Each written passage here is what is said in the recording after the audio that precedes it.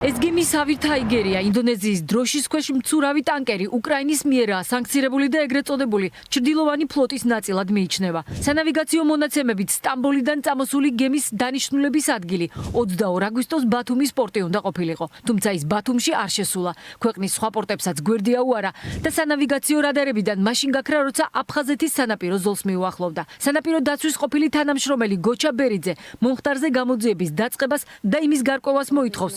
ხომ შევიდა საწვავი აფხაზეთში საზღვაო გზით. ტანკერმა გაიარა ბათუმის ტრავერსი, გაიარა ფოთის ტრავერსი, გაიარა ყულევის ტრავერსი და შემდეგ ოჩამჩირის ტრავერსზე გათიშა აისის სისტემა. არ შესულა ტანკერი არც ბათუმის პორტში, არ შესულა ტანკერი არც ფოთის პორტში, არ შესულა ტანკერი არც ყულევის პორტში. დღეს დაფიქსირდა ტანკერი უკვე თურქეთის ტრავერსზე და მიემგზავრება თურქეთის მიმართულებით. მიუმართავ საქართველოს პროკურატურას.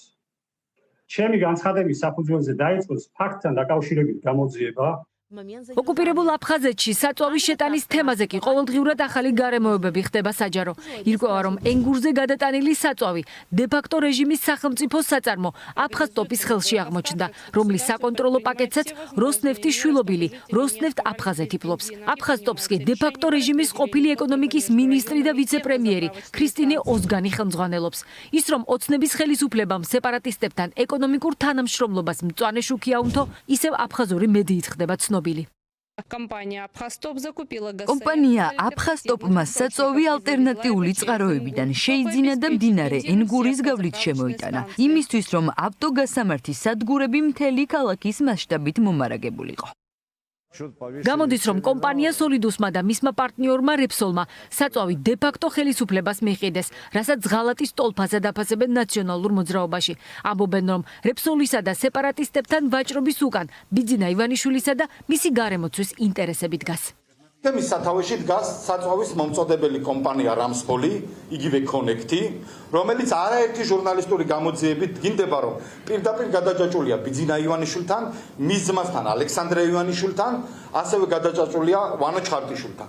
სოლიდუსი ამ სქემაში უბრალოდ გადამზიდავი პაიკია, ეს არის ივანიშვილის პირდაპირი ბიზნესი ოკუპანტებთან, სადაც ასევე ჩართული არიან მისი ძველი პარტნიორები, სანქტ-პეტერბურგის ყოფილი გუბერნატორი გიორგი პოლტამჩენკო. არ გაგაკეთინებთ აფხაზეთს, არ გაგათმობინებთ რუსებისთვის, აფხაზეთის საქართველოა, ძალიან მალე ჩვენს აფხაზ თანამოძმეებთან ერთად ჩვენ სოხუმში აუცილებლად ავაფრიალებთ საქართველოს დროშას, ხოლო დამნაშავეები და მოღალატეები უმკაცრესად დაიჭებიან.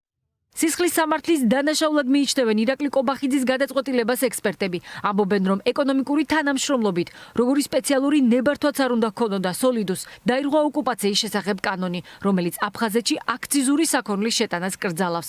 აღნიშნული გადაწყვეტილება ვერც ჰუმანიტარული მიზნებით შეიფუთება, რადგან გარიგებას აშკარად კომერციული სახე აქვს. და ასევე საზოგადოებას ამ დრომდე არ უნახავს მთავრობის სპეციალური დადგენილებაც, რომელიც ამ ვითომდა ჰუმანიტარულ გზავნილს სამართლებრივ ჩარჩოში მოაქცევდა. საქართველოს ხელისუფლებიდან ეს ნაბიჯები არის დანაშაულის ელემენტების შემცველი ნაბიჯები, რომელიც მომავალში გამოძიებული იქნება. კიდევ ერთხელ მინდა გახაზი გაუსვა, მოხდა კოდექსის სამართლის კოდექსის დარღვევა, ოკუპაციის კანონის დარღვევა იმ ფონზე, რომ სააქციო სადგომელი შევიდა, გაურკვეველი არის რა ფორმით შევიდა, რა ხელშეკრულებით შევიდა, რა მოხდა გადასახადების გადახდა. სქემა მიანიშნებს იმას, რომ რომელიღაც კომერციული კომპანია ყიდის ნავთობპროდუქტს, ყიდულობს ქართული კომპანია, რომელიც სპეცნებართვები აქვს და რატომღაც თქვა წყალებში ჰუმანიტარულად შეაქ, როდესაც მოწინააღმდეგე მხარე ეძახეს კომერციულ ფასად იყიდა და უკვე ეს აჩენს კითხვის ნიშნებს. მთავარი მომენტი აქ არის ის, რომ პირველად მოხდა, რომ გზა გაიხსნა. და ეს არის საფრთხის შემცვლელი, ჩვენ არ აგვაქვს გარანტიები, ხვალ რა მოხდება, რა პროდუქცია შევა და ეს ხდება იმ ფონზე, რომ ეს აფხაზურ მხარეს არ გაეხმაურებინა საქართველოში ამაზე არავინ ვერ გაიგებდა. ეს არის რეალობა. ქართულ ოცნებას ტერიტორიული მთლიანობის აღდგენის არანაირი გეგმა არ გააჩნია და მხოლოდ კრემლის დირექტივებით მოქმედებს, მიიჩნევენ მმართველი პარტიის ოპონენტები. მათი აზრით, კობახიძის გადაწყვეტილებას სამართლებრივი შეფასება სჭირდება. კვლავ დეფიციტია საწვავი ოკუპირებულ აფხაზეთში და მათ შორის ჩვენი მოსახლეობისთვის და ფაქტია ერთი, რომ ირღვევა კანონი ოკუპაციის შესახებ და მაშინ როდესაც ირაკლი კობახიძე არ პასუხობს კითხვებს, რომელიც საზოგადოებაში სამართლიანად ისმევა და მაშინ როდესაც სრულიად გაუმჭირვალეა ეს პროცესი იმ ფონზე, რომ ის მხოლოდ კრემლისგან იღებს ქებადიდებას რუსეთის სასარგებლო ქმედებების გამო ეს არის საკითხი, რომელიც დამატებით საჭიროებს გამოძიებას და რა თქმა უნდა, არა მხოლოდ მედიის მხრიდან, არამედ შემდგომ უკვე სისხლის სამართლებრივსაც.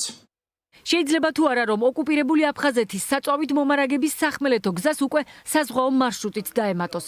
ნავიგაციის რუკის მონაცემებმა საფუძვლიანი ეჭვი გააჩინა, თუმცა საზღვაო ტრანსპორტის ადმინისტრაცია აფხაზეთის სანაპიროებთან გაუჩინარებული ტანკერის შესახებ გავრცელებულ ინფორმაციას ჯერ არ გამოხმაურებია. რაც შეეხება სახმელეთო მარშრუტს, ენგურის გავლით საწვავის შეტანის გადაწყვეტილების სამართლებრივი მხარე საფუძვლიან კითხვებს აჩენს. სწორედ სამართლებრივი რისკები შეიძლება იყოს ერთ-ერთი მიზეზი, რის გამოც სხვა პოტენციური მიმწოდებლები ოკუპირებულ რეგიონში საწვავის შეტანისგან თავს იკავებენ.